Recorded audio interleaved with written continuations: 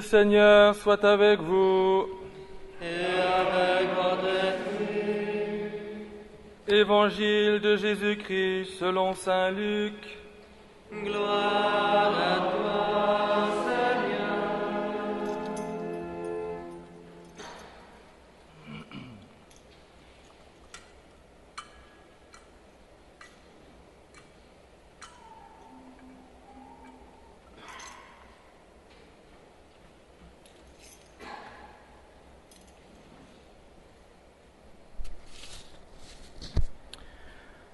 Jésus descendit de la montagne avec les 12 apôtres et s'arrêta dans la plaine. Il y avait là un grand nombre de ses disciples et une foule de gens venus de toute la Judée, de Jérusalem et du littoral de Tyr et de Sidon. Regardant alors ses disciples, Jésus leur dit : « Heureux vous les pauvres, le royaume de Dieu est à vous. Heureux vous qui avez faim, maintenant vous serez rassasiés. Heureux vous qui pleurez, maintenant vous rirez. Heureux êtes-vous quand les hommes vous haïssent et vous repoussent, quand ils insultent et rejettent votre nom comme méprisable à cause du Fils de l'homme. Ce jour-là, soyez heureux et sautez de joie, car votre récompense est grande dans le ciel. C'est ainsi que leur père traitait les prophètes. Mais malheureux, vous, les riches, vous avez votre consolation. Malheureux, vous qui êtes repus maintenant, vous aurez faim. Malheureux, vous qui riez maintenant, vous serez dans le deuil et vous pleurerez. Malheureux êtes-vous quand tous les hommes disent du bien de vous. C'est ainsi que leur père traitait les faux prophètes.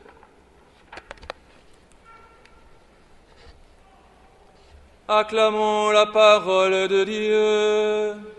Louange à toi, Seigneur Jésus.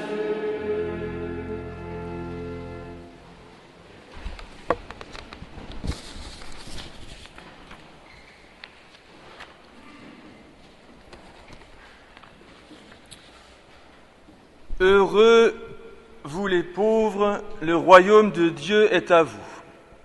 Malheureux, vous les riches, vous avez déjà votre consolation. Voilà un passage de l'Évangile qui nous est bien connu. Nous avons cette année la version de saint Luc, qui est un peu plus dialectique, qui est plus radicale dans ses expressions, à travers lequel certains peuvent y percevoir encore, on pourrait dire, une sorte d'exaltation peut-être des faiblards, des miséreux, ou au contraire une sorte de condamnation de ceux qui sont riches. D'autres diraient peut-être parmi nous, avec un petit sourire moqueur, je pense un peu à tous ces businessmen, pas très efficace votre évangile. En fait, nous le savons bien, mais c'est bien de le réentendre, Jésus n'encourage ni la lutte des classes, ni le club des ratatinés, ni ceux des fatalistes, et encore moins un monde sans efficacité. Jésus commande, proclame une seule vérité : soyez des bienheureux, sautez de joie avec moi. Alors parmi vous, et j'ai déjà entendu ça à la sortie de la messe, certains vont dire « Oui, c'est beau tout cela, la joie de Dieu, mais nous n'y croyons plus vraiment. La vie, c'est trop dur, il y a trop d'injustice dans le monde. Il y a trop de riches qui tapent sur les pauvres. Il y a trop de pauvres malheureux, et c'est vrai. Il y a même trop de chrétiens en général, pas très joyeux. » Je comparerai un peu ces gens-là, et j'en fais peut-être partie. Excusez-moi de l'image, mais elle est un peu, c'est pour que vous gardiez ça dans votre mémoire, un peu à des pilotes de Formule 1 qui, durant toute leur vie, pour mille et mille raisons, la peur, par exemple, rouleraient en sous-régime. Un peu, vous savez, comme si nous prenions un TGV, Paris-Marseille, et qui roulerait à 10 à l'heure. je sais pas, vous râlerez aussi. Et on serait malheureux. Un TGV n'est pas fait pour rouler à 10 à l'heure. D'autres, je les vois très bien, souvent c'est les plus jeunes, et encore, à l'opposé, ils vont dire « Ah oui, le bonheur, pas de problème.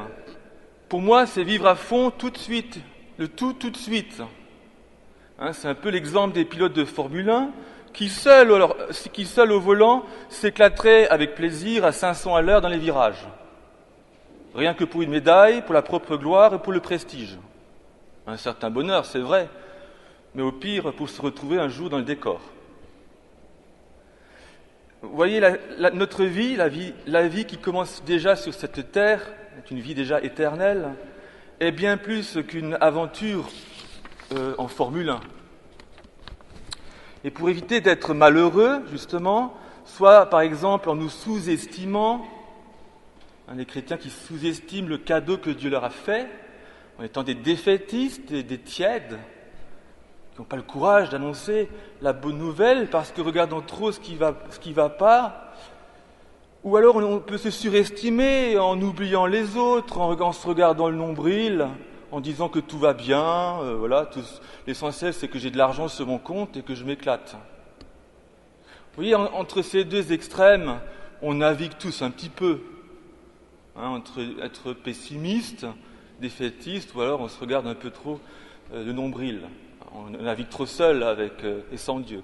Entre les deux, Jésus nous dit, voilà, les béatitudes sont là, il faut que tu apprennes à m'accueillir, toi, que tu laisses un peu les commandes de ta voiture. Il faut que tu me laisses un peu conduire ta vie. Prendre du temps avec moi. C'est ça le bonheur, c'est toi et moi. Et nous avons bien tous bien plus qu'une belle Ferrari. On a reçu bien plus, même que 10 Ferrari, peu importe. Nous avons le bonheur en nous. Nous avons la source du bonheur. Et j'ai rien contre les Ferrari. On a la source du bonheur. Les béatitudes, c'est un cadeau de Dieu qui est donné à chacun d'entre nous. Et personne n'est maudit par Dieu.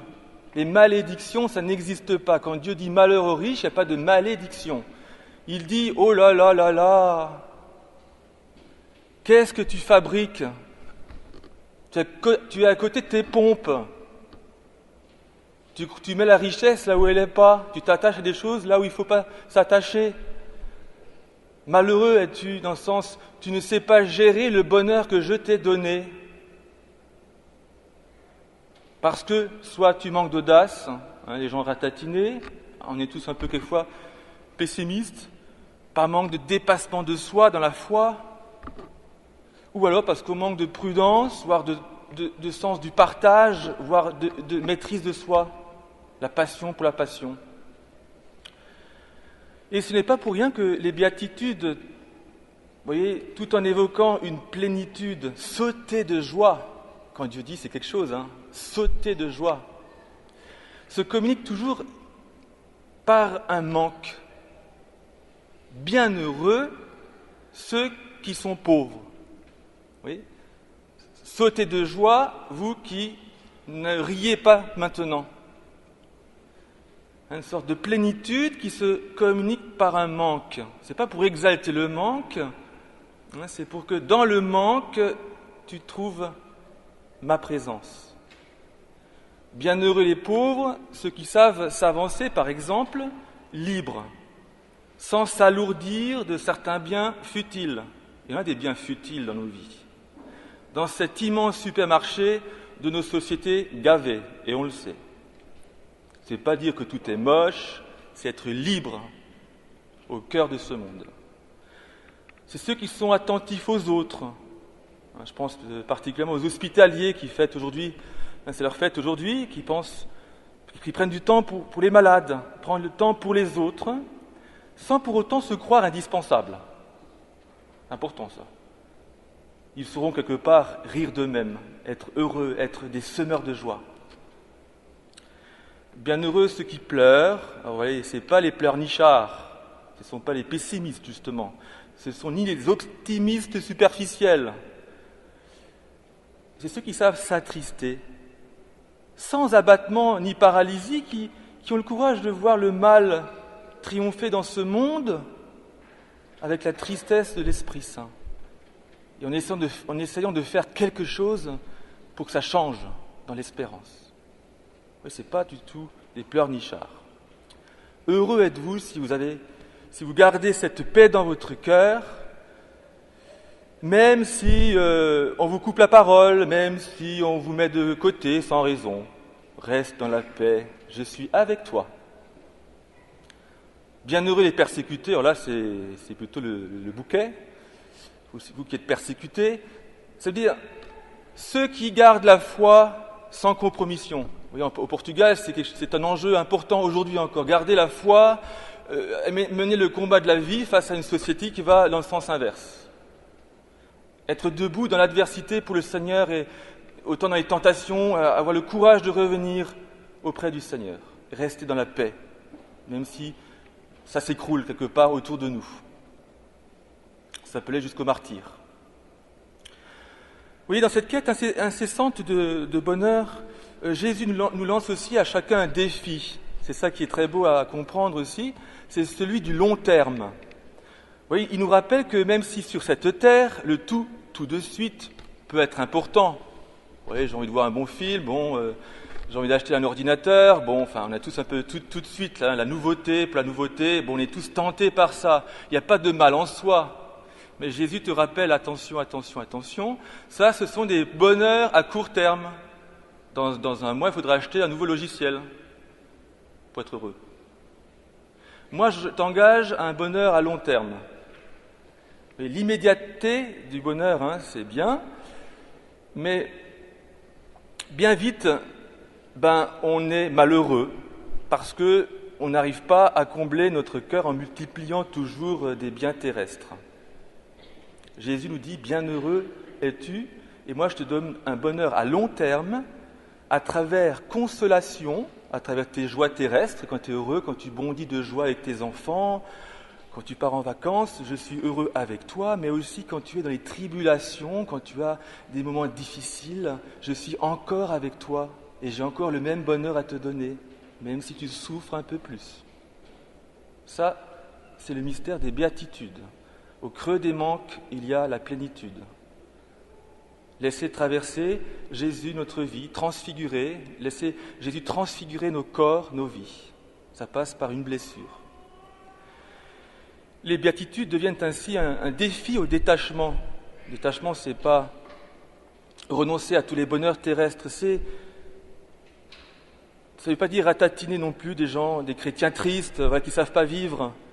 Il faut être passionné dans la vie, des amoureux qui savent se donner, mais des amoureux qui ont la crainte de blesser l'autre, de blesser Dieu.